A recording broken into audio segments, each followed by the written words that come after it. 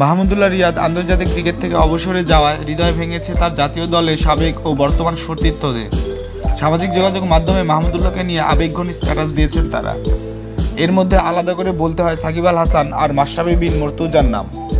সাকিব সাধারণত এইসব ইস্যুতে ফেসবুকে খুব একটা সরব নন।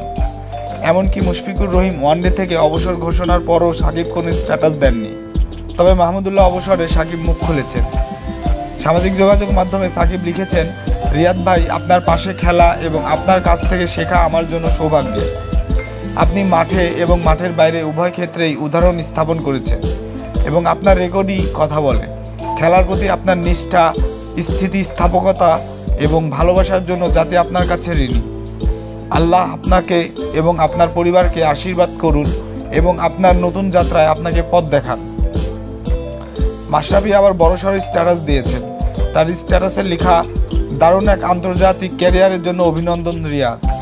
তোর নামের পাশে যে সংখ্যাগুলি আছে সেই সবের সীমানা ছাড়িয়ে তুই আমাদের কাছে আরও অনেক উপরে। আমরা জানি দলের তোকে কতটা প্রয়োজন এবং দলের সেই চাওয়ার সঙ্গে তুই কতটা মিশে গিয়েছিলি। মাঠের ভেতরে বাইরে তোর সাথে কত স্মৃতি, কত আনন্দ আর হতাশায় একাকার হয়েছে আমাদের সময়। অ্যাডিলেইড আর কার্ডিফে তোর সেঞ্চুরির কথা আজ বারবার মনে পড়ছে। বিশ্বকাপে বাংলাদেশের প্রথম সেঞ্চুরিয়ান, তোর এই অর্জন কেড়ে নিতে পারবে না কেউ। তবে আশা করি তোকে আদর্শ মেনে বৈশ্বিক আসরে তোর 4 সেঞ্চুরি রেকর্ড ছাড়িয়ে যাবে দেশের অনেকে। বড় মঞ্চে তুই যেভাবে নিজের সেরাটা মেলে ধরেছিস সেই পথ অনুসরণ করবে প্রজন্মের পর প্রজন্ম। ঘরোয়া ক্রিকেটে তোর বাকি দিনগুলি উপভোগ করব আর অবসর জীবন কাটবে আনন্দে, এই কামনা থাকলো।